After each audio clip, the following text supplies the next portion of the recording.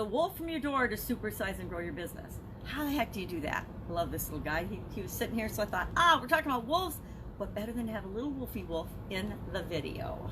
I don't know. He's soft and cute and cuddly. Not like real wolves, right? Wolves are always hungry. They're always hunting in packs. They're pretty darn scary. And I think that most humans, most of us, most people are naturally fearful of wolves, right? We're afraid of things that could actually eat us or kill us. And wolves have been known to eat and kill people, right? This expression's actually been around since the 16th century. I had no idea it was that old, but what have I found so far? What have we found so far discussing these idioms? Any idiom or expression that's been around for a lot of years, maybe it's not impacting you specifically, but it's probably impacting some people that you interact with, perhaps your very customers. I know that the feeling of desperation, fear, doubt, worry, not knowing what to do, being scared is a feeling that a lot of the people that I work with have, and they won't necessarily articulate it or say it right out, because most of our egos won't let us admit that we're afraid of things, right? Afraid of anything. But all of us are. Everybody is afraid of something. Whether we admit it or not, we are. Human beings are. We're not born with very many fears, but we are indoctrinated and brainwashed to learning a whole slew of fears. I don't know about you, but I have had plenty of opportunities where I have felt in the past like the wolves were at my door. And I had to figure out how to face that challenge, overcome it, and what I was going to do about it. And every time I have felt that, and a couple of examples would be, one time in the mid-90s, the bank called the loan for my business. I'd been in this business for a long time. It was a super successful business. I never thought to pay the loan off early, and so it was down to probably a couple of $100,000 at the time that the bank called it. Now, I don't know about you, but I don't have a couple $100,000 sitting around liquid in any of my bank accounts. At least I didn't in the mid-90s. It was right after the the mortgage market crash and the stock market crash prior to that. And so a lot of my personal liquid assets were evaporated. They had disappeared in the tech crash and then the mortgage crash. And so when the bank called that note, for no reason, by the way, except that they had gotten in trouble with the mortgage crisis and were just automatically calling small business loans.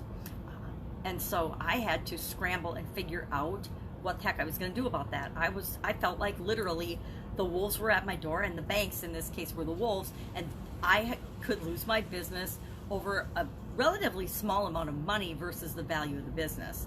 And so I had to stop, thinking and being desperate and focusing on the problem, and switch my thinking to focusing on the solution. What's possible? What can I do? I'm not giving my business to the banks. That was not an option in my mind, although it felt very real like that could happen, because I was only given, I think, like 45 days notice that they were going to call that note, and they wanted that, they weren't going to renew that note.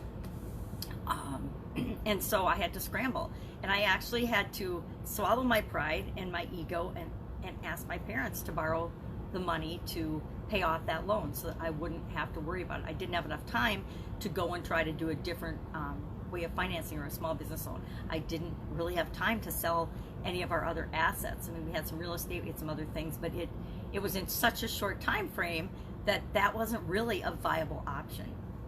And I caught myself in that loop that happens sometimes, where we start thinking negatively and we're focusing so much on the problem that we can't see solutions. And I'll tell you, I was trying to think how old I was then.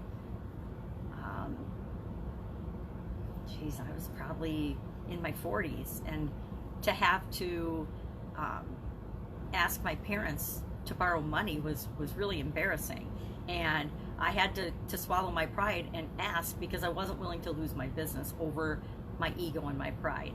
And I was lucky that my parents were in a position that they could help me, and that they did choose to help me. They could have said no, and then I would have really been scrambling, but I guarantee some way, shape, or form I would have figured it out.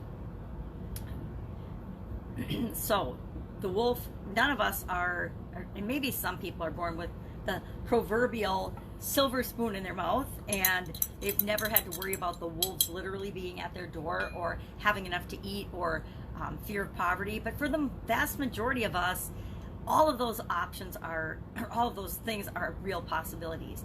The number one fear of women my age and older women is actually that they're going to be homeless or they're going to end up a bag lady. I think that that's really sad but fascinating. So how do you use this knowledge, this information, knowing that people have a fear of the wolves being at their door, and literally sometimes the wolves are at your door. If you have a health challenge, you know, I'd say most people are one paycheck away from broke, one health challenge away from financial catastrophe, one relationship or emotional trauma or car accident or whatever away from their entire life changing. And most people, the vast majority of people, don't have a contingency plan. They don't even know how they would deal with a situation like that comes up, because they're so busy running through their lives, just getting through day to day to day to day to survive, and are living off, you know, going through the motions survival instincts, that if something comes up, all of a sudden it's a huge problem, which is just like having the wolves at your door barking and trying to get in to eat you. This expression's actually been around since the 16th century. I didn't have any idea that it's been that old, but if I think about how often it appears, the scene of the wolf surrounding the victim, or and either they get eaten or someone comes to rescue them, it's a very common scene in movies and in stories and in plays and in all types of literature. So obviously it's been around a long time, and I've seen it. I'm very familiar with it. You know, think Beauty and the Beast. There's the scene where Maurice, the dad, is surrounded by the wolves, and of course he gets saved. But there's all kinds of situations like that, and we feel that. And I was looking back and thinking about the times in my life, as I'm thinking about this topic today, that I have felt like the wolves were at my door and I didn't know what I was going to do. And in every one of those situations, I realized that it was my thinking and my mindset and what I was focusing on that was causing me to feel like the wolves were at my door and that I didn't have any options. I was scared, I was fearful, I was worried, I was doubtful that I could figure out the solution. I wasn't confident. I didn't believe 100%. I was focusing on what was wrong. I was focusing on the problem. I was focusing on lack and scarcity, instead of realizing that if I flipped the switch and focused on solutions, that there were lots of possible solutions. There were a lot of possible ways, and there always are a lot of possible solutions to whatever situation we're in. But sometimes our mindset and our beliefs get us thinking that, okay, it's either A or B, it's black or white, it's this or that. And that is so not true. Whenever we're thinking that we only have one or two options, we're absolutely positively wrong, because there's always infinite possibilities in how things can play out and what can happen. And when we open ourselves up and focus on the solution to the problem instead of the problem itself, that's when the magic and miracles and things can actually resolve themselves and happen. And if we're doing that for the people that we serve, if we're taking the problem, telling them, hey, this isn't as bad as you think, we can help you solve this, and then solving that problem for them, we become their superheroes, and they will be lifelong customers of our organization and our business, and raving fans, and they will go out and tell everyone else that we can help them get rid of the wolves at their door. I would love to know your experience with this expression and what you've done when you felt like you were trapped and you were going to starve or lose something dear to you, and what you did about it and how you handled that. I'd love to see those shared in the comments below.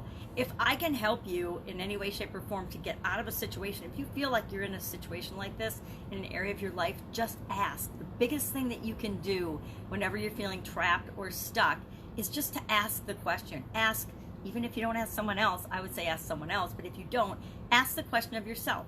What else is possible? What else is possible? What could be possible in this situation? And see how quickly the answer comes to you. Have an awesome day. I'll, of course, be with you tomorrow. Bye.